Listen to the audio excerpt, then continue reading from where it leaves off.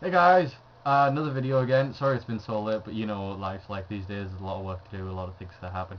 But this is the video I promised you guys I'd make you. I'm keeping the hat and the scarf because the whole two of you voted to keep it, and that's good news. I really like this. I think it's a good little image.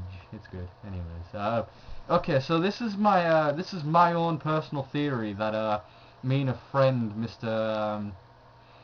I won't say his full name, just Mr. Lamdyke came up with earlier this year. Um, Me and him are very good buddies, and he's got a lot of connections in a lot of societies that I will not mention in this video. Anyway, between us, we've come up with conclusive evidence of what the Nazis did to the atomic program that they came up. As many of you will know, the Manhattan Project, that is the project to create a nuclear weapon for the Americans and the Allies, was mainly used using German scientists that defected to the Americans, and in aid with American funding and American engineering and supplies, they managed to create a nuclear weapon. Well, two nuclear weapons, which they caused massive destruction in Nagasaki and Hiroshima. It was pretty terrible, considered a tragedy these days. But that's not what I'm talking about. What I'm talking about is the German nuclear warhead program.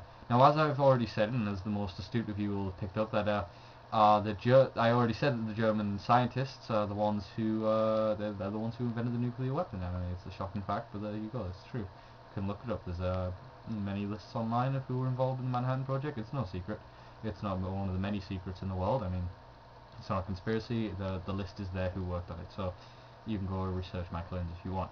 Now, upon looking at a lot of evidence, there are some interesting things about the atomic weapon program that the Germans created. Many documents refer to the nuclear weapon project that the Nazis were working on, and no one in the world refutes that they were probably working on one. I mean, they'd be insane not to. Word of the Manhattan Project had by far reached Berlin before the end of the war, and as a matter of fact, they were probably working on it before the Manhattan Project because the German scientists. Now, some of you may be thinking, oh well, it's just Germany, they didn't actually make a nuclear bomb, but I am here to tell you the truth, or at least what I believe is to be the truth. I believe that the Nazis managed to create a functional nuclear weapon. Shock horror, I know, but I imagine many of you already think this, or at least consider it not that much of a conspiracy or a jump of faith. However, you are probably not expecting to hear the truth behind Hitler's funeral. Hitler himself was directly involved in many of the more wacky schemes that he came up with during the World War. Some of the flying saucer ideas, vertical takeoff of landing vehicles. He was directly involved in a lot of them. Directly involved in them. Most of the project had his own personal sign-off. He visited many of the experimental weapons facilities throughout the war. It is not a jump to imagine that he helped in the atomic warfare department.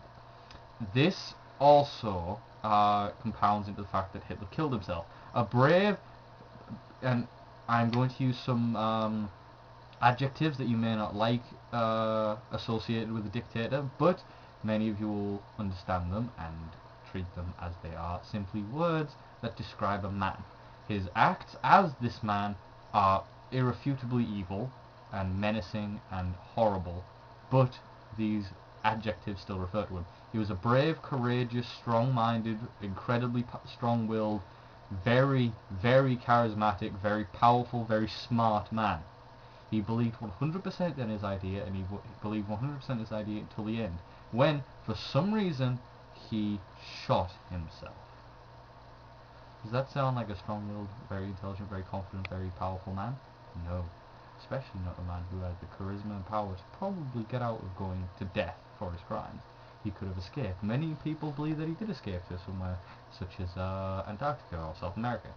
These ideas are a bit silly, if you ask me. The idea of a Castle Wolfenstein underneath the Arctic ice is a bit far-fetched. No, what actually happened was Hitler's death was his final assault against the world. He used the research involved in the partially finished nuclear weapon project to irradiate himself before his death. Him and his closest advisories then killed and had themselves cremated. Made to look like Russians burning bodies, his irradiated particles, along with his greatest aides, spread across Europe, causing a massive spike in cancers. And you can look this up again, I believe Google has a tool for it. You can look up the massive spike of cancers and various other horrible ailments caused by radiation immediately after June 1945. Some of you may think this is crazier than my other videos or my other theories, but I believe it has a lot of backing to it. I mean, it makes a lot of sense when you really think about it. Please research the same papers that I have. There are many on Google if you really can't be bothered looking in scientific journals or historical journals. But this is there, and this is one of the things that you can research using Google, and it's really not... I don't believe that anyone should criticize anyone for using such a wonderful tool. But we'll talk about Google in another video. They are involved in some things that you wouldn't believe. And I have one other theory that about the sad events in 9/11, but we will talk about them in another video, my friends. This has been Matlock, the crazed guy in the hat and scarf, signing off.